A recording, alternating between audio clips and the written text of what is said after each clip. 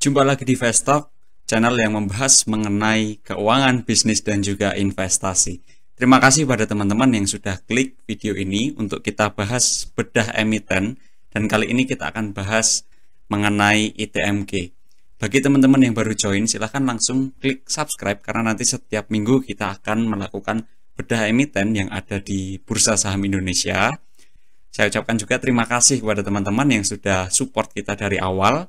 Lalu bagi teman-teman yang ingin request, ini silahkan diikuti video-video kita karena nanti ke depannya kita akan menghitung voting emiten apa yang akan kita bahas itu berdasarkan video terbaru ya teman-teman ya. Jadi ikuti kita selalu karena kita apresiasi pada teman-teman yang ingin belajar bersama Vestalk. Kita menghargai loyal penonton yang selalu menonton video kita. Oke, langsung saja kita bahas mengenai ITMG. PT Indo Tambang Raya Megah Tbk atau ITMG adalah salah satu perusahaan pada sektor energi terbesar di Indonesia yang bergerak di bidang produsen batu bara. ITMG ini dimiliki oleh Banpu Minerals Singapura Pty Ltd. Dari informasi yang kita peroleh, ITMG ini ingin menjadi perusahaan Indonesia di bidang energi yang berintikan inovasi, teknologi, inklusi, dan keberlanjutan. Untuk mencapai visi ke sana, misi dari ITMG ada 4. Yang pertama adalah ingin menjadi bagian dari pengembangan energi bangsa. Yang kedua adalah menciptakan nilai berkelanjutan bagi pemangku kepentingan. Yang ketiga adalah mengembangkan nilai-nilai perusahaan dan kemampuan organisasi. Dan yang keempat adalah menjadi perusahaan terpercaya dan terkemuka yang menerapkan cara-cara berkelanjutan. Kita melihat bahwasannya visi dari ITMG ini memang ada kata Indonesianya dan ingin menjadi perusahaan terbesar di Indonesia di bidang energi. Serta kalau kita melihat misi ini memang relevan untuk mencapai visinya. Dengan ini kita bisa melihat bahwasanya ITMG punya mimpi yang besar ya teman-teman ya. Jadi kita bisa langsung next.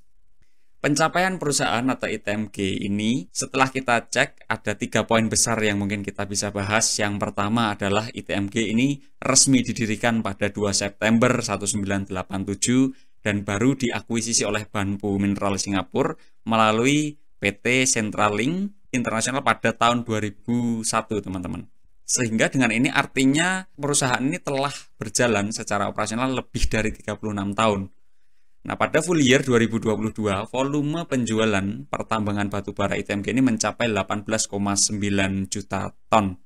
Yang mana kalau kita bandingkan dengan Adaro, ITMG ini volume penjualannya setara dengan 30,8% volume penjualan dari batubara Adaro. Lalu setelah itu, revenue dari ITMG pada full year 2022 sebesar 3,6 miliar US dollar, yang mana ini setara dengan 44,8% dari revenue Adaro. Jadi bisa dibayangkan volume penjualannya itu 30% dari volume penjualan Adaro, sedangkan revenue-nya ini 44%. Artinya ada peningkatan porsi ya teman-teman ya. Oke, kita bisa next. Siapa sebetulnya pemilik perusahaan dari ITMG? Kalau kita lihat, ternyata pemilik utamanya sebesar 65,14% itu dari Banpu Minerals Singapura Pty Ltd. Sedangkan tadi visinya itu kan ingin menjadi perusahaan Indonesia ya teman-teman ya. Padahal sebetulnya pemiliknya adalah Banpu Minerals. Selain itu dari jajaran direksi dan komisaris ini ada Bapak Freddy dan juga Bapak Jusnan yang memiliki saham dari ITMG dengan porsi yang di bawah 5%. Sisanya ada di masyarakat sekitar 34,73%. Nah, ITMG ini dari informasi yang kita peroleh diakuisisi oleh Banpu Mineral awalnya melalui Centralink pada tahun 2021. Dan Banpu Group sendiri sudah ada sejak 1983 dengan entitas awal yaitu Banpu Coal Company Limited. Kita bahas lebih dalam mengenai pemilik perusahaan ya teman-teman ya. Jadi pemiliknya kan Banpu Mineral tuh. Banpu Mineral ternyata dimiliki oleh Banpu Public Company Limited. Gitu. Yang mana Banpu Public Company Limited ini punya banyak anak perusahaan yang mana sudah tersebar di berbagai negara. Dan ini didirikan pada 16 Mei 1983 dengan nama awalnya itu Banpu Coal Company Limited, yang mana terus di sini berkembang sampai ke berbagai energi alternatif. Kita juga cek website dari Banpu Public Company Limited, teman-teman juga bisa cek di situ bisa diketahui lengkap mengenai Banpunya. Dan pada tanggal 4 Mei 1989, Banpu ini tercatat di Bursa Efek Thailand, teman-teman. Perseroan kemudian berganti nama pada 1993 menjadi Banpu Public Company Limited. Artinya dari perusahaan Thailand lalu melalui perusahaan Singapura memiliki ITMG. Seperti itu. Jadi bisa dikatakan ya ini milik asing yang berada di Indonesia karena sahamnya dibeli ya teman-teman ya. Nah, struktur perusahaan secara detail lagi ya teman-teman ya. Ini urutannya. Jadi Banpu Public Company Limited ini memiliki Banpu Mineral Company Limited, yang mana di bawahnya lagi ada Banpu Mineral Singapura, di bawahnya lagi baru Indo Tambang. Itu urutannya, sehingga di situ bisa diketahui secara tidak langsung ya ini dimiliki oleh Banpu Public Company Limited, yang mana Indo Tambang sendiri ini punya anak-anak perusahaan yang cukup banyak juga. Ada Indominco Mandiri, ada Barinto, lalu dan yang lain sebagainya. Ini bisa dicek masing-masing ya teman-teman ya. Kita langsung next.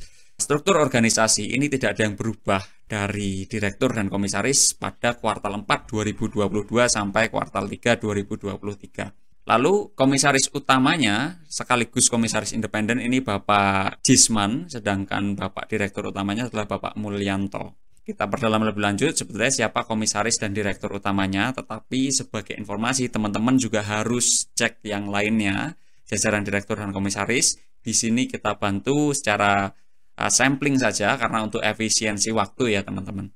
Ya, kita lihat profil dari Bapak Jisman selaku komisaris utama. Beliau diangkat menjadi komisaris utama dan komisaris independen dari ITMG itu sejak tahun 2018. Beliau merupakan WNI, usia sekitar 76 tahun, teman-teman. Dan mengenai pendidikannya, beliau itu S1-nya dari lulusan Ekonomi Universitas Katolik Parahyangan di Bandung, dan pendidikan terakhir di S3 itu PhD ya, teman-teman, di bidang ekonomi.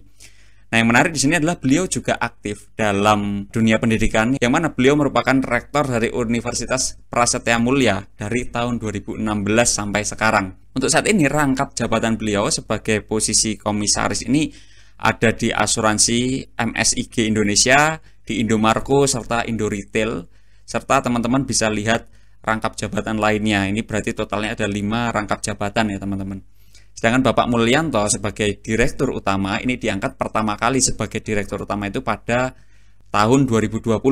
Tetapi bergabung dengan ITMG itu sudah sejak 2005. Yang mana beliau ini merupakan WNI usia sekitar 52 tahun. Untuk pendidikannya beliau pendidikan terakhir di S2 sebagai MBA dari National University of Singapore di tahun 2021. Rangkap jabatannya, beliau merupakan anggota Dewan Komisaris di berbagai entitas anak ITMG. Sejak tahun 2016, beliau sudah menduduki jabatan direktur di ITMG dan anak perusahaannya ITMG. Bapak Jisman ini kalau kita lihat memiliki pendidikan dan pengalaman yang cemerlang, tetapi masih relatif baru di ITMG. Sedangkan Bapak Mulyanto ini sudah cukup lama di ITMG Group, yang mana lebih dari 18 tahun. Jadi kalau kita lihat komposisinya, kita rasa ini cukup seimbang ya teman-teman ya, baik dari komisaris utama dan juga direktur utama. Kita next, bisnis model dari ITMG. Secara garis besar gambarannya ya ITMG ini mengelola pertambangan untuk dijual serta ada jasanya. Dan dari produk dan juga jasa ini disampaikan kepada konsumennya, sehingga kita bisa tahu bidang usaha yang dijalankan itu meliputi operasi pertambangan batubara dan penjualan batubara. Selain itu juga ITMG menjalankan kegiatan pendukung seperti pengoperasian terminal batubara beserta fasilitas pelabuhan muat, pembangkit listrik, serta kegiatan kontraktor pertambangan. Keunggulan utama dari ITMG secara fokus ini ITMG bisa pada pertambangan mengefisienkan, memfokuskan sumber dayanya. Modal yang dibutuhkan sehingga relatif lebih terjangkau. Tetapi dengan itu juga mengandung kelemahan yang mana kinerja perusahaan akan dapat sangat bergantung dengan harga komoditas batubara acuan global ya teman-teman ya. Nah, kita perdalam untuk area eksplorasi dan juga yang dimiliki oleh ITMG ini ada di Kalimantan teman-teman. Ada di Kalimantan, spesifiknya ada di Kalimantan Timur dan juga Kalimantan Selatan. Dan di sini ada berbagai anak perusahaannya seperti di IMM, TCM, KTD, JBG, Barinto, dan juga yang lain sebagainya. Ini nanti yang menjadi segmen usaha, segmen bisnis dari ITMG, sehingga dari kita itu kalau mau melihat ITMG harus mengetahui anak-anak perusahaannya ini. Kita Kita bisa next. Untuk model bisnisnya, ini gambaran yang kita peroleh dari laporan tahunannya, bagaimana proses dari eksplorasi itu sampai distribusi ya. Eksplorasi lalu diolah, lalu sampai ke distribusi. Ini mungkin teman-teman yang dari teknik akan lebih memahami, tetapi kita sebagai investor ya dituntut untuk mengetahui proses bisnisnya seperti apa. Nah, untuk lebih detail, teman-teman ini bisa memahami, membacanya melalui laporan tahunan, tapi secara gambar kita pun juga bisa memahaminya melalui proses-proses yang ada ya teman-teman ya. Yang pertama, jelas dicari tahu mana area yang potensial, lalu di situ mulai diratakan tanahnya, mulai digali dari penggalian, dari eksplorasi itu lalu diolah lalu didistribusi. Garis besarnya sebetulnya seperti itu. Nah, untuk area-area yang dikuasai oleh ITMG melalui anak perusahaannya sendiri, ini juga bisa di breakdown, diketahui total sumber daya yang dimiliki serta total cadangannya. Nah, pada tahun 2022, akhir tahun 2022, total sumber daya batubara ITMG itu mencapai 1.331 juta ton dengan total cadangan sekitar 298 juta ton. Nah, sumber daya batubara ini mencakup seluruh kuantitas batubara yang ada di bawah permukaan tanah atau dalam endapan yang dapat diukur secara geologis ya teman-teman ya. Sedangkan cadangan batubara ini adalah bagian dari sumber daya batubara yang dapat diekstraksi secara ekonomis. Nah, singkat ceritanya, total sumber daya ini ya semua yang bisa diukur secara geologis tetapi belum pasti. Sedangkan kalau yang cadangan batubara ini sifatnya lebih pasti diketahui, ini bisa menjadi penjualan seperti itu. Dari total cadangan yang dimiliki oleh ITMG secara indikatif ini dapat untuk memenuhi kebutuhan penjualan selama 15 tahun ke depan dari total cadangannya. Sedangkan dari total sumber daya yang terindikasi ini dapat untuk memenuhi kebutuhan penjualan selama 70 tahun ke depan. Kalau dari hasil indikasi total sumber daya itu benar ya teman-teman ya. Nah, kita bisa cek seterusnya di sini dari bisnis model di mana area penjualannya ini ternyata dominasinya adalah untuk ekspor ya teman-teman. Di sekitar 77,77% ini total penjualan untuk ekspor. Sedangkan 3 negara yang menjadi tujuan utama itu adalah Tiongkok, Jepang, dan juga Indonesia, domestik. Tiongkok ini sekitar 30% dari penjualan. Sedangkan Jepang sekitar 15% dari penjualan dan Indonesia sendiri sekitar 22% dari penjualan. Untuk breakdown lainnya ada juga Filipina, India, Thailand, Bangladesh, Malaysia, dan lain sebagainya. Di sini kita bisa ketahui intinya adalah untuk domestik itu sebetulnya porsinya akan sangat kecil ya, hanya 22%, dominasi lainnya untuk ekspor. Untuk struktur bisnis, nah kita di sini tampilkan itu berdasarkan yang ada di laporan keuangan ya teman-teman ya. Di laporan keuangan mereka breakdown segmen itu dari anak perusahaannya dan di sini dibagi menjadi 8, ada di IMM, TCM, KTD, JBG, BEK, lalu batubara lainnya, dan ada segmen perusahaan dan segmen lainnya. Di sini kita bisa ketahui di IMM ini punya lokasi itu di Bontang, Kalimantan Timur dengan luasan sekitar 24.000 hektar. Volume produksinya sekitar 6,8 juta ton dengan nilai kalori sekitar 5.600 sampai 6.200 kalori per gramnya. Sedangkan di TCM sendiri areanya di Kalimantan Timur, di Kutai Barat, itu dengan luas wilayahnya di 22.000 hektar. Volume produksi sekitar 3 juta ton dengan nilai kalori yang sedikit lebih tinggi di 6.100 sampai 6.300 kalori per gram. Nah, mungkin tambahan informasinya adalah nilai kalori ini semakin tinggi, harga jualnya akan semakin tinggi juga teman-teman. Area yang lain yang mungkin bisa diamati ya teman-teman ya, ini adalah di BEK atau Barinto ya, Barinto Ekatama. Ini total luas wilayahnya sekitar 17.300 hektar dengan volume produksinya itu 5,7 juta ton dan nilai kalorinya di 6.100 sampai 6.300. Sedangkan yang lainnya ini kalau kita lihat dari luas wilayah tidak sebesar ketiga ini teman-teman.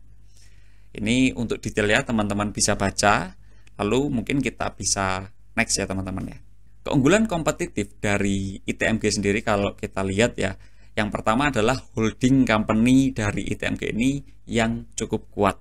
ITMG ini kan dimiliki oleh Banpu Public Company Limited melalui Banpu Mineral Singapore Pty Ltd, dan Banpu Public Company Limited ini menjadi induk perusahaan yang fokus pada bidang energi dan turunannya, yang mana telah punya pengalaman yang bagus dan besar di berbagai negara.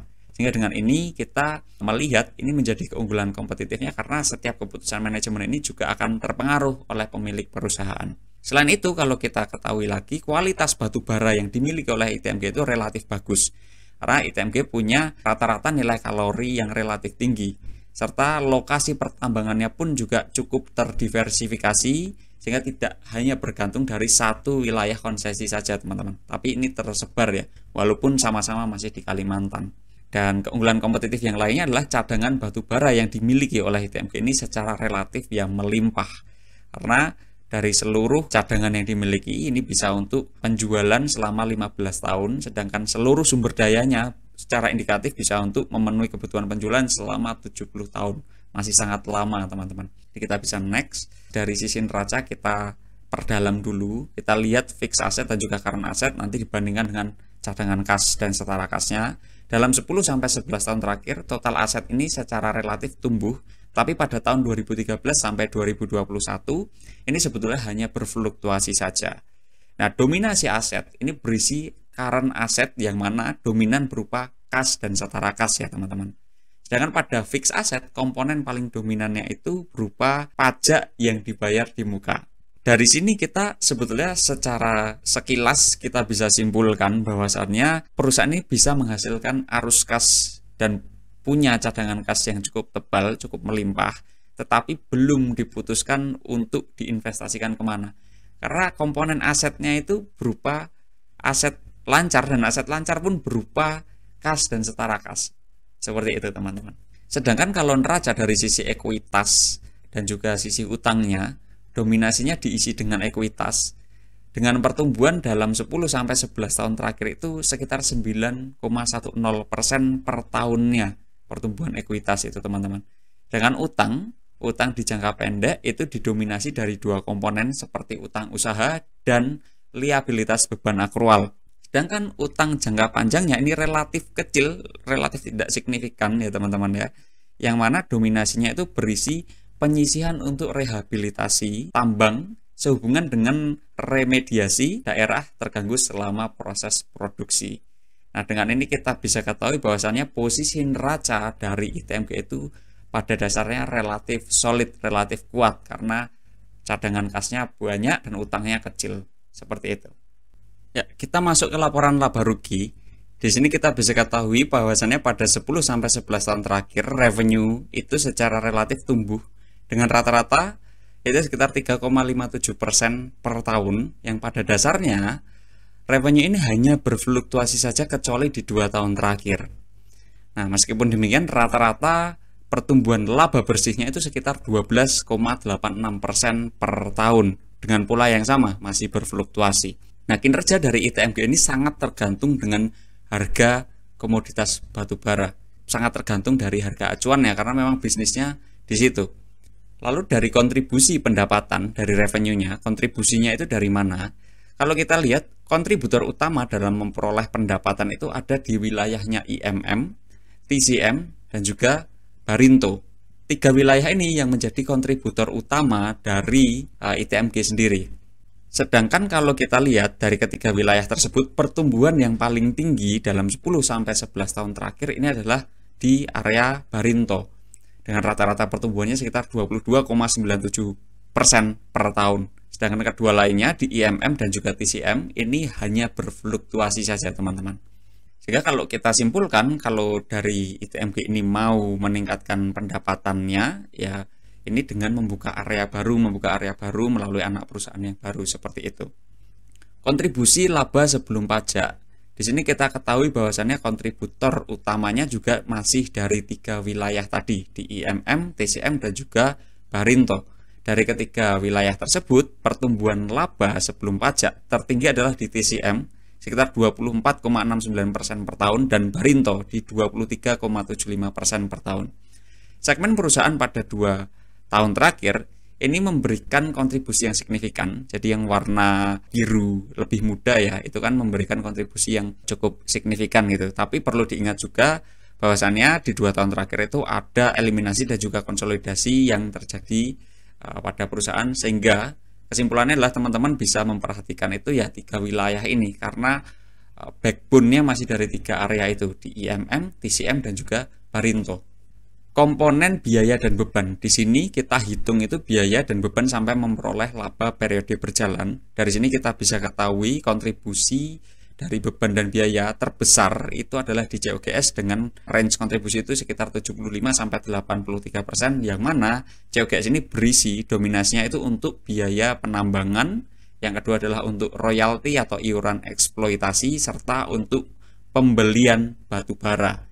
Nah, dari tiga ini yang menjadi kontributor utama dari beban dan biaya, teman-teman. Dari arus kas secara keseluruhan selama 10 sampai 11 tahun terakhir ini memang selalu bernilai positif, dan ada yang outlier ini dari 2022 dan 2021, khususnya di arus kas operasional ya teman-teman ya. Ini cukup tinggi dibandingkan tahun-tahun yang lain. Sedangkan pada tahun 2022 dan 2023 ada arus kas pendanaan yang cukup signifikan, yang tentu saja isinya itu adalah untuk pembayaran dividen tunai. Kita bisa next.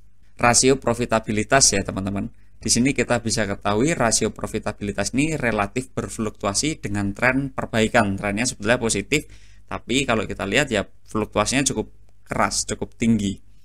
Dan nilai rata-rata net profit margin selama 10 sampai 11 tahun terakhir itu sekitar 13,66% per tahun. Dan rata-rata return on equity dalam 10 sampai 11 tahun terakhir ini sekitar 24,81% per tahun, yang mana ini cukup tinggi ya teman-teman ya untuk rasio profitabilitas sebuah perusahaan dari net profit margin dan return on equity selama 10-11 tahun terakhir rata-ratanya cukup tinggi. Kita bandingkan rasio profitabilitas ini dengan Adaro dan juga PTBA. Memang ITMG ini secara relatif memang sudah tinggi, tetapi masih kalah dengan rata-rata yang dimiliki PTBA. Sedangkan ITMG sendiri masih lebih tinggi dari ROE-nya dibandingkan dengan Adaro. Seperti itu teman-teman. Nah, ini bisa dikatakan berarti efisiensi dalam penggunaan ekuitas dari ITMG ini lebih baik dibandingkan Adaro, sedangkan tidak lebih baik dibandingkan PTBA. Tapi pada dasarnya punya ITMG ini ya cukup tinggi. Nah, rasio likuiditasnya kita lihat untuk secara relatif memang mengalami perbaikan ya teman-teman. Terutama di 2019 sampai 2023 ini ada tren yang perbaikan sangat signifikan.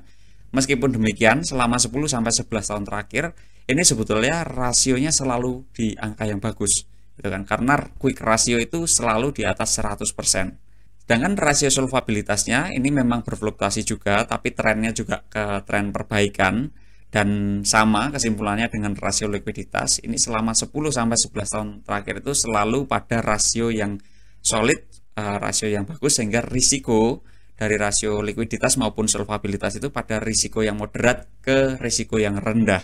Jadi kita bisa next.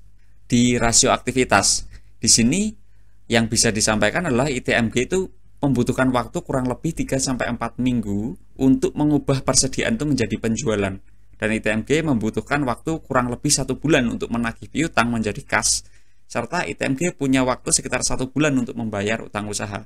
Dari rasio aktivitas ini kita melihat juga tidak ada yang menjadi masalah karena semuanya pada rasio aktivitas yang cukup bagus teman-teman, sehingga kita bisa next. Untuk dividen yield ini ada dua, dividen yield saja dan ada dividen yield aksen yang warna kuning. Ketentuannya masih sama. Dividen yield ini adalah tingkat dividen yang diperoleh ketika membeli saham tersebut di harga penutupan tahun tersebut. Sedangkan dividen yield aksen adalah tingkat dividen yang diperoleh kalau kita membeli sahamnya di harga penutupan tahun 2013. Nah, rata-rata dari dividen yield selama 10 sampai 11 tahun terakhir itu sekitar 14,08% per tahun, dan rata-rata dividen yield aksen selama 10 sampai 11 tahun terakhir ini sekitar 10,83% per tahun. Yang mana ini cukup tinggi untuk sebuah ukuran perusahaan dengan rata-rata dividen di atas 10% itu cukup tinggi ya teman-teman ya. Tapi yang perlu diperhatikan adalah pergerakan harga sahamnya fluktuasinya sangat ekstrim ya, karena tertingginya berarti kan di 39 ribuan dan terendahnya di 5.700-an dalam 10 sampai 11 tahun terakhir dari harga penutupan. Dari sisi valuasi, di sisi valuasi ini kita gunakan dua metode. Yang pertama adalah valuasi dengan metode discounted cash flow atau DCF, dan juga valuasi dengan metode price brand menggunakan PE ratio.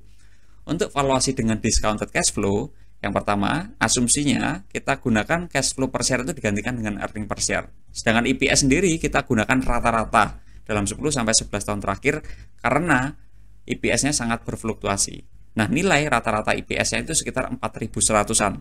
Discount rate kita bisa gunakan 18 karena ini bisnisnya sangat volatile, serta growth rate dari perhitungan itu sekitar 3% saja, 3,5%-an per tahun. Dan ini kita asumsikan bisa bertahan dalam 10 tahun ke depan. Lalu ketika growth rate selama 30 tahun ke depan ini pada kondisi yang lebih matang, ya kita hitung pertumbuhan konservatif sekitar 3%-an per tahun. Hasil perhitungan discounted cash flow ini per lembar sahamnya di Rp28.953 per lembar. Sedangkan dari hitungan metode price brand, ini menggunakan asumsi yang pertama, earning per share menggunakan rata-rata juga tadi di 4.100, dan rata-rata PI ratio dalam 10-11 tahun terakhir itu sekitar 9,26, yang mana hasil perhitungannya sekitar Rp37.967 per lembar saham. Sedangkan kalau kita bandingkan di harga sekarang, penutupan ini di tengah hari ya, di tengah hari tanggal 11 Januari, ini di 26.950, yang mana berarti harga sekarang itu secara relatif memang lebih rendah dibandingkan hitungan valuasi kita, baik itu dari DCF maupun price brand PI ratio ya teman-teman ya. Ya, selanjutnya kita bahas notasi khusus dari regulator. Di sini tidak ada notasi khusus yang perlu dikhawatirkan, sehingga ITMG ini tidak punya note dari regulator ya teman-teman ya. Jadi kita bisa next. Untuk hal yang perlu dicermati, di sini ada dari berbagai berita, ada ITMG genjot produksi, capek ITMG ini naik 2 kali lipat dan siap dongkrak produksi, lalu siap masuk ke energi hijau dan segala macamnya. Mungkin di sini yang bisa kita sampaikan dalam bentuk paragraf itu adalah kami melihat ITMG memiliki kinerja jangka panjang dari masa lalu yang cukup positif, walaupun sangat berfluktuasi karena memang bergantung dengan harga komoditas acuan ya teman-teman. Akan tetapi masa depan itu belum tentu sama dengan masa lalunya. Jadi belum tentu di masa depan ITMG itu punya performa yang sama. Karena kami melihat ada tren perubahan ke arah energi hijau. Walaupun sekarang demand itu masih menggunakan batu bara dan energi yang bersifat fosil ya. Tapi ke depan ini energi hijau kami melihat itu akan menjadi game changernya, dan walaupun memang masih lama ya beberapa puluh tahun ke depan, tetapi startnya dari sekarang. Sehingga oleh sebab itu investor perlu mencermati adanya perubahan tren ini dan apakah manajemen ini mampu untuk mengikutinya atau tidak. Kesimpulannya dari pembahasan kita yang sudah kita bahas tadi, ITMG merupakan perusahaan yang bergerak di sektor energi dengan komoditas utama itu batu bara. Kesimpulan yang kedua, ITMG punya neraca yang cukup kuat, cukup solid, serta ITMG punya kemampuan mencetak laba bersih yang berfluktuatif tetapi pada level tinggi. Nah, ini yang menarik. Serta arus kasnya dari ITMG itu cukup positif, teman-teman.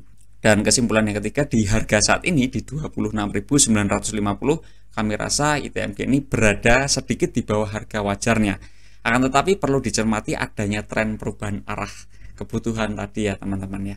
Terima kasih pada teman-teman yang sudah menonton sampai akhir, dan kembali kita sampaikan komen di video terbaru untuk masuk ke voting next videonya kita akan bahas apa. Dan terima kasih juga untuk tim Vestok yang sudah membantu terciptanya materi ini. Ke depan di bulan ini, bulan Januari, kita akan membuat skema membership. Jadi teman-teman bisa join ke YouTube channel kami untuk kita bahas bedah emiten, tapi berdasarkan analisis rekomendasi kami yang mana itu emitennya punya fundamental yang kuat. Drop di komen. Sampai bertemu di video selanjutnya. Terima kasih, selamat siang.